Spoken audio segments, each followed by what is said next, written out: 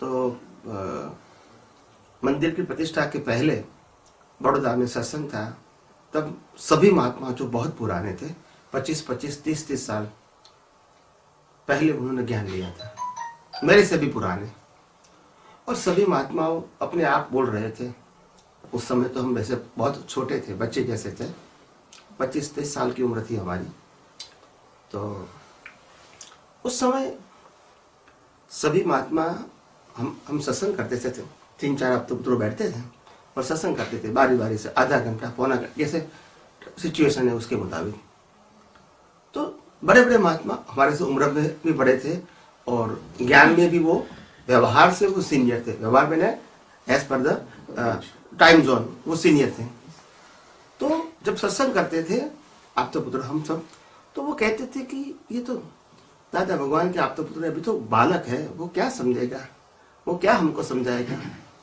हमने तो 25 साल ज्ञान लिए हो गए। आपको बोला? सबको, सभी आप सबको। I am not individual, I am talking about, they are talking about the general. सभी आप सब को बोलते थे, सब हम इक्वल ही थे। कोई 2-4 साल बड़े होंगे, छोटे होंगे, ऑन एन एवरेज 2-5 साल का प्लस माइनस हो सकता है। तो इस प्रकार से हम सत्संग करते थे। तो ऐसे कमेंट्स करते थे कि अभी तो ये सब बच्चे हैं, उसको विकास करना बाकी है, हम तो बहुत मैच्योर है, बहुत सीनियर है, ऐसी ऐसी वो बात करते थे। तो ऐसी बात करते थे तो मेरे दिमाग में अंदर एक प्रकार का साइंस प्रकट होता। कोई बात करते हैं तो उसमें मेरे अंदर साइंस प्रकट हो जाता है। साइंस का मतलब होता है फैक्ट, और आपकी मान्यता है वो रिलेटिव ट्रूथ है, और मेरे पास साइंस प्रकट हो जाता है। फिर मैं प्रेजेंट करता हूं तो सिद्ध हो जाता है कि राइट और रॉन्ग। सिद्ध कब होगा? You are present in a public, तभी मालूम होगा ना कि और प्रेजेंटेशन इज करेक्ट और नॉट, क्योंकि सबको फिर प्रश्न करने का, काउंटर क्वेश्चन करने का राइट होता है। तो फिर मैंने कहा, जब मेरी बारी आई सत्संग करने की, तो मैंने कहा कि आप सब लोग बोलते हैं कि भी हम सब बालक हैं एज के मुताबिक, इट इज ओके, मगर आपने पहले ज्ञान लिया और हमने बाद में ज्ञान लिया है, इसीलिए हम ज्ञान में मैच्योर नहीं है। तो ये बात मेरे को ठीक नहीं लगती है। मैं मेरी बात नहीं करता, I am talking about the principle, सबके लिए बात है ये।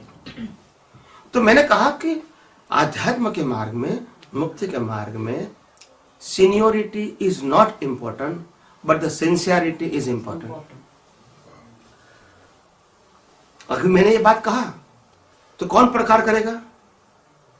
कौन प्रकार करेगा? It's a truth, it's a truth, you have to accept it.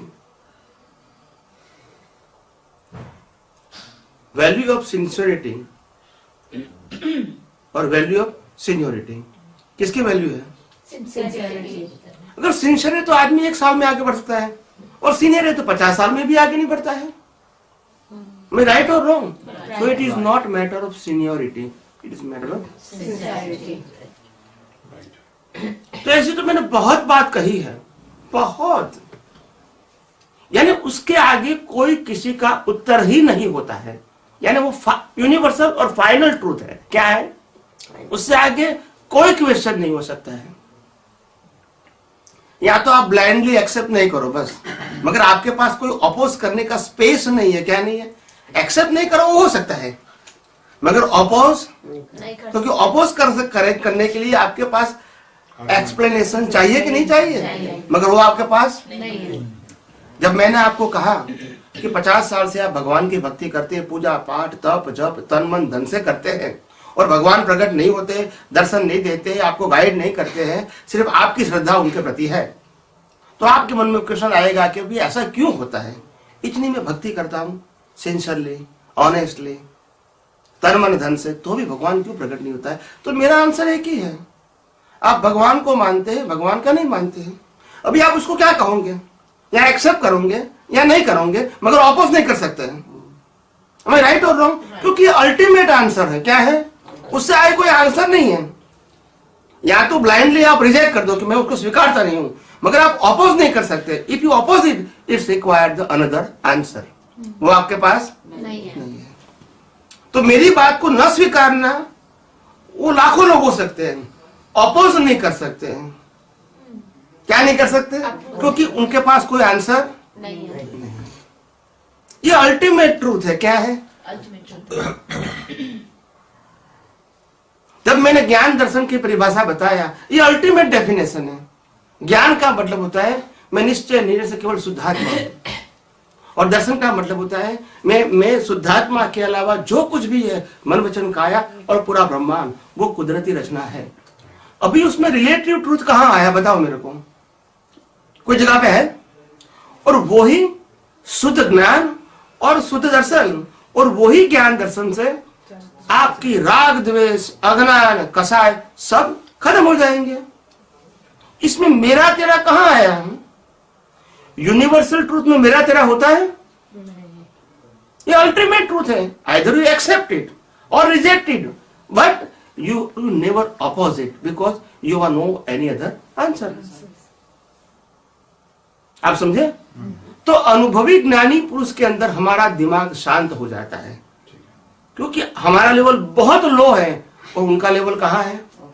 तो आप उसको एक्सेप्ट करो या रिजेक्ट करो, मगर उसका अपोज नहीं कर सकते। ये लेवल ऑफ ज्ञानी पुरुष है। क्या है? उससे उसके सामने हमारे पास कोई आंसर नहीं होते हैं अपोज करने के लिए। आप समझे ना? अल्टीमेट क्या बोलते हैं इसको? मगर वो भी नॉलेज तो अभी शब्द में ही है, मगर वो आपको अनुभव करने के लिए प्रोसेस तो करना पड़ेगा। मगर आज अल्टीमेट नॉलेज देने वाला कौन है वो तो बताओ। हमको नॉलेज मिलने के बाद भी counter question counter question counter question होता है, और इतने सारे प्रश्न करने के बाद भी कंफ्यूजन, फिर भी उत्तर मिलता नहीं है, क्योंकि उत्तर ही टेम्पररी ट्रूथ है। क्या है? आप समझे? कोई भी सामाजिक प्रश्न जो होता है, सोशल क्वेश्चन, उसका आंसर व्यवहार सत्य से हो सकता है। कोई भी सामाजिक क्वेश्चन, एनी सोशल क्वेश्चन, आप सोच के उत्तर दो। व्यवहार सत्य से हो सकता है। कोई भी सोशल क्वेश्चन का परमानेंट सॉल्यूशन व्यवहार सत्य से हो सकता है? नहीं। कोई भी प्रकार का आंसर दो जिसमें बेस है रिलेटिव ट्रूथ, तो उसमें परमानेंट सॉल्यूशन मिल सकता है। नहीं। एनी सोशल क्वेश्चन, नहीं। जैसे हस्बैंड वाइफ का झगड़ा हो गया, सास बहू का झगड़ा हो गया, दोनों पार्टनर का झगड़ा हो गया, माता पिता और लड़के का झगड़ा हो गया, ठीक है। अगर आप मेरे को प्रश्न करोगे, मैं आपको उत्तर दूंगा, कैसा हुआ तो ऐसा करो, आप बोलो नहीं, आप प्रतिक्रमण करो, आप सामायिक करो, आप प्रार्थना करो। ये जो आंसर है वो रिलेटिव सत्य है या सनातन सत्य है? तो इसका सॉल्यूशन परमानेंट है या टेम्पररी है? आगे आपको उत्तर ढूंढना पड़ेगा, यस और नो। तो यही आंसर से हमारा जीवन चलता है, और फिर कहते हैं हमने अल्टीमेट प्राप्त कर दिया। यहाँ पे मैं एक क्वेश्चन पूछना चाहूंगा, और मैं उत्तर दे सकता हूँ, अब वो दूंगा आपको। मैं कोई भी बात को मैं रैंडम नहीं रखूंगा। व्यवहार सत्य क्या है वो भी बताऊंगा, और सनातन सत्य क्या है वो भी बताऊंगा, ताकि आपके मन का सॉल्यूशन होना चाहिए। मैं कोई बात को रैंडम नहीं रखूंगा। This is not a dialogue. पहले आपको ये कहना चाहता हूं कि उससे समाधान नहीं है, ये आपको समझने की जरूरत है। समाधान और सनातन सत्य का आंसर कैसा होता है वो भी बताऊंगा, दोनों। तभी तो आपको मालूम होगा, नहीं तो फिर ये हाफ ट्रूथ हो गया, और कंफ्यूजन तो वही रहा हमारा। सॉल्यूशन तो नहीं मिला हमको, डाउट खड़ा कर दिया आपने, मगर सॉल्यूशन नहीं दिया। तो वो तो ज्ञानी का काम नहीं है। ज्ञानी को डाउट खड़ा करते और परमानेंट सॉल्यूशन भी देते हैं। तो इसका परमानेंट सॉल्यूशन क्या है? हमारे पूरे जीवन के हर प्रकार के जो सामाजिक प्रश्न है, जो डूअरशिप और ओनरशिप के ऊपर खड़े हैं, किसके ऊपर खड़े हैं? के ऊपर खड़े हैं। हमारे हर प्रश्न, हर सोशल क्वेश्चन का बेस क्या होता है? Doership and ownership. मैंने किया, मेरे से मैंने किया, मेरा है, तेरा है, आपने किया, मैंने किया, उसने किया। कर्ता भाव से तो राग होता है ना, और दूसरा मालिक की भाव से होता है, मेरा है, तेरा है, तो राग होता है। तो मेरे हर प्रश्नों का परमानेंट सॉल्यूशन क्या है? हर रिलेटिव प्रश्नों का परमानेंट, सोशल क्वेश्चन का परमानेंट सॉल्यूशन क्या है? परमानेंट सॉल्यूशन एक ही है। When you divided the circumstances, they create the puzzle in your life.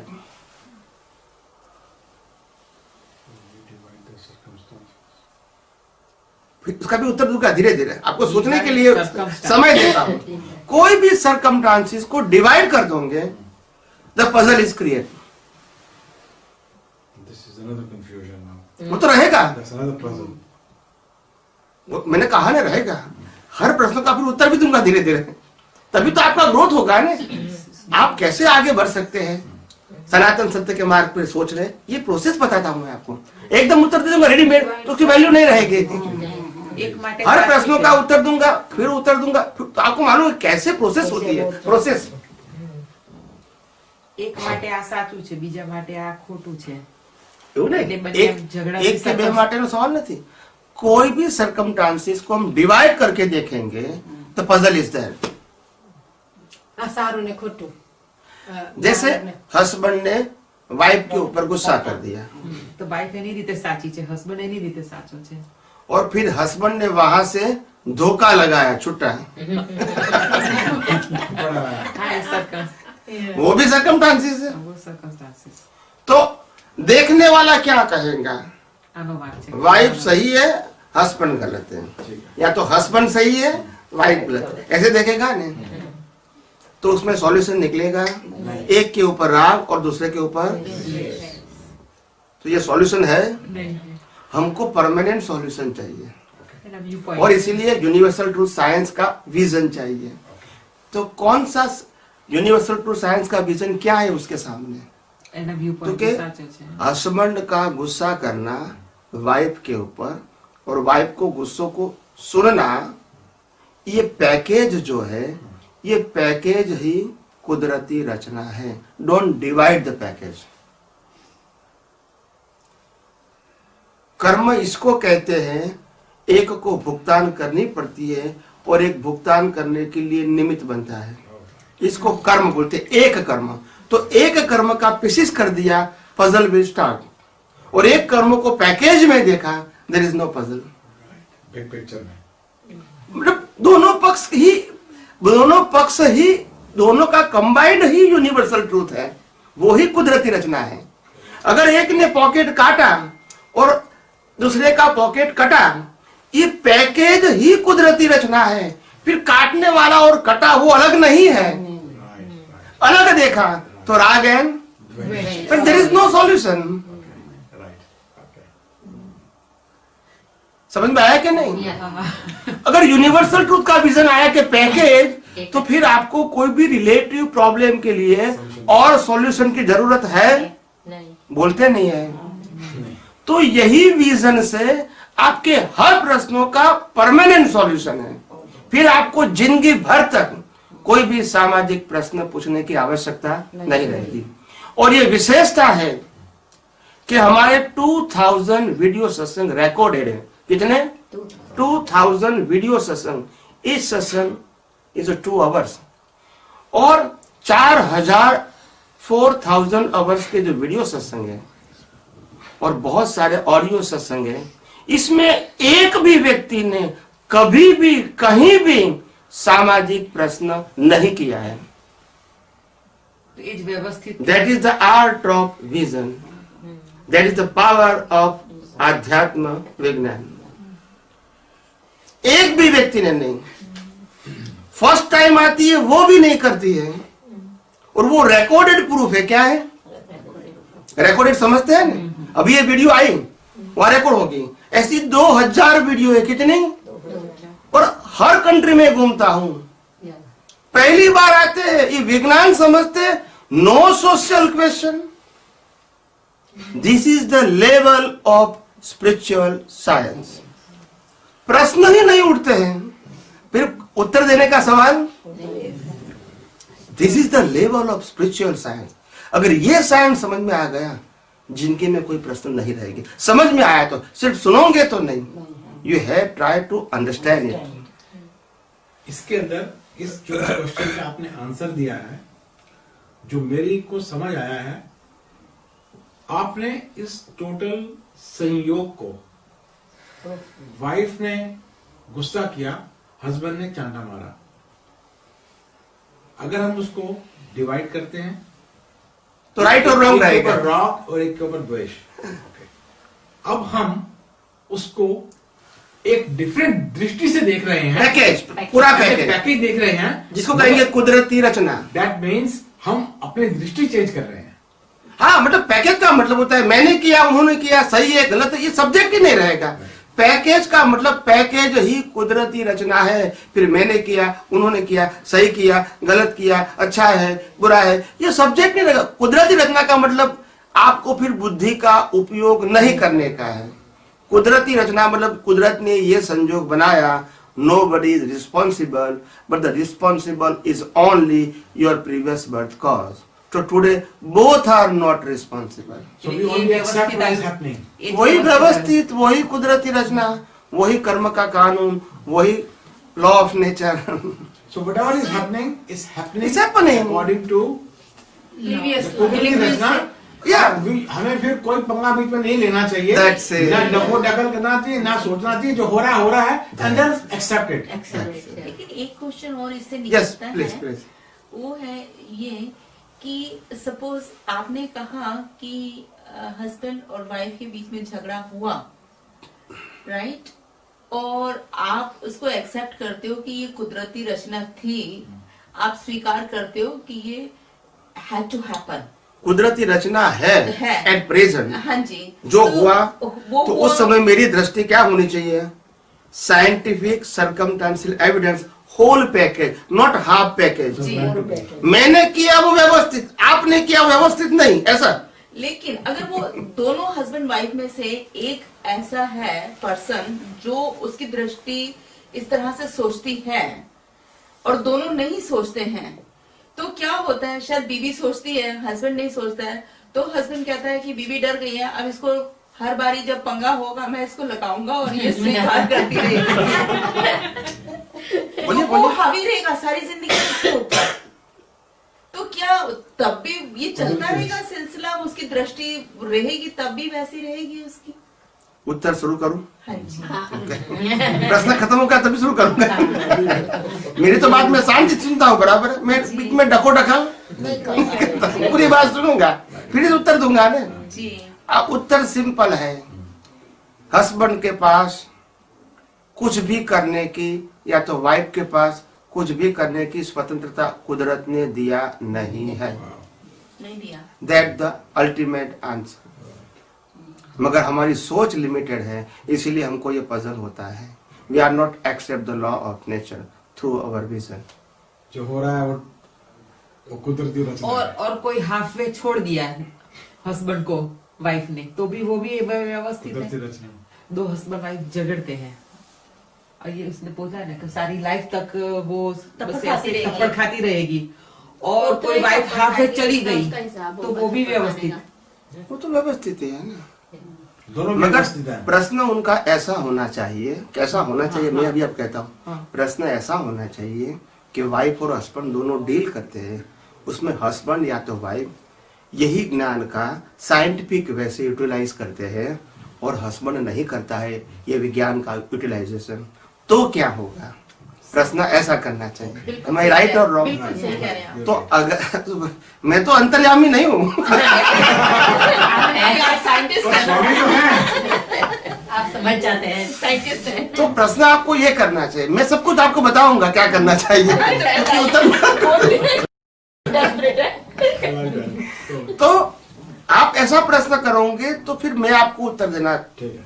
दे दूंगा आपको कि अगर वाइफ विज्ञान का उपयोग करती है 100% ट्राइज लेवल बेस्ड, और हस्बैंड रिलेटिव ट्रूथ पे जाता है, वो गलत मानते ऐसा नहीं, मगर रिलेटिव बिलीव करता है कि भाई आपने गलती किया तो आपने किया, मैंने नहीं किया, बस मतलब वो रिलेटिव को फॉलो करते हैं और आप सनातन सत्य को फॉलो करते हैं। दोनों का विजन है, तो क्या होगा? जी। तो आपका मोक्ष होगा, वो यहाँ रहेंगे।